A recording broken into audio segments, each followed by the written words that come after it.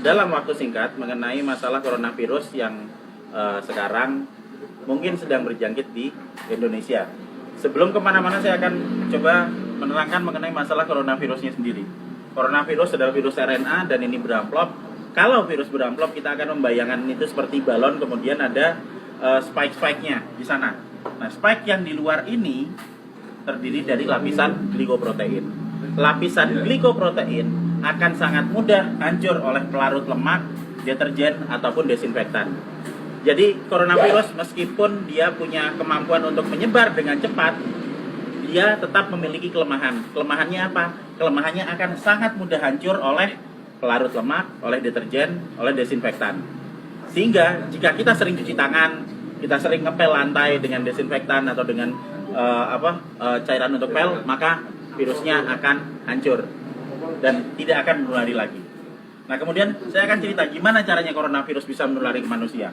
Coronavirus menular ke manusia itu lewat sentuhan dengan material-material yang sudah terjangkit virus pertama, terus kedua pada saat kita berada di keramaian, kemudian ada orang yang mungkin bersin, kemudian kita kena oleh kontak langsung, maka dia akan langsung bisa menulari kita.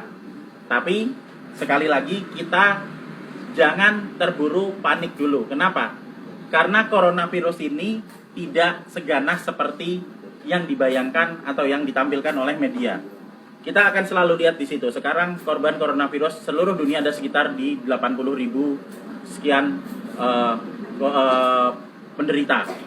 Tapi dari 80.000 itu nanti yang meninggal itu ada sekitar 2.400 yang selalu hanya akan ada di kisaran angka 2-3%. Silakan nanti dilihat di data statistik mengenai seberapa banyak yang orang yang terkena coronavirus dan seberapa banyak yang meninggal. Yang meninggal selalu ada di kisaran antara 2-3%. Berarti sisanya sebanyak 97% itu selamat.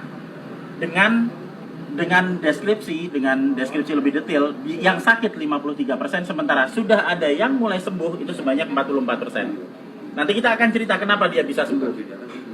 Jadi begitu coronavirus masuk ke tubuh manusia, maka dia akan menginfeksi sel saluran pernapasan.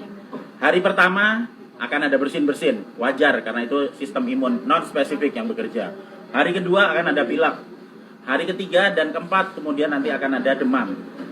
Hari kelima demam akan berlanjut, dan jika badan kita fit, maka di hari ketujuh antibodi akan mulai dikeluarkan. Jadi kita akan belajar mengenai sistem imunologi basic di sini. Pada saat terkena pertama kali, maka tubuh perlu waktu 7 hari untuk memasukkan data mengenai virus yang masuk ke sini ke sel memori. Di hari ketujuh ini ada antibodi. Hari ketujuh antibodi akan meningkat, akan keluar di sini hari ketujuh. Hari ke-14 dia akan naik sampai ke atas maksimal. Nah, pada saat antibodi naik di sini, maka antibodi itu akan dipakai untuk melawan virus corona. Karena antibodi sifatnya spesifik. Antibodi anti corona hanya bisa dipakai untuk menangani virus corona. Dan itu akan dikeluarkan 7 hari pasca infeksi. Yang akan sampai di puncaknya di 14 hari. Pada saat antibodi sampai di puncak, maka virus corona akan ditangani oleh antibodi di dalam tubuh kita sendiri. Karena virus hanya bisa ditangani oleh antibodi. Beda dengan bakteri. Bakteri bisa pakai antibiotik, virus nggak mempan. Hanya oleh antibodi.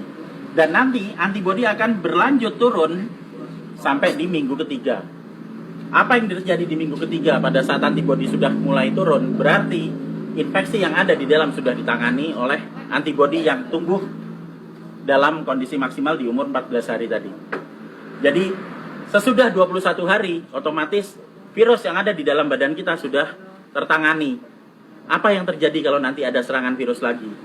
Jika ada serangan virus lagi, data yang ada di sel memori akan dikeluarkan sehingga respon imun kedua akan berlangsung 24 jam sesudah paparan.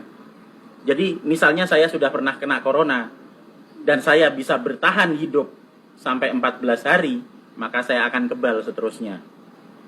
Dan berikutnya jika saya kena virus corona lagi, kita nggak perlu nunggu sampai 7 hari sampai antibodinya keluar. Sekarang kena, maka besok antibodi sudah dikeluarkan. Itu sebabnya 44% orang bisa sembuh bahkan tanpa vaksin karena vaksinnya belum diketemukan.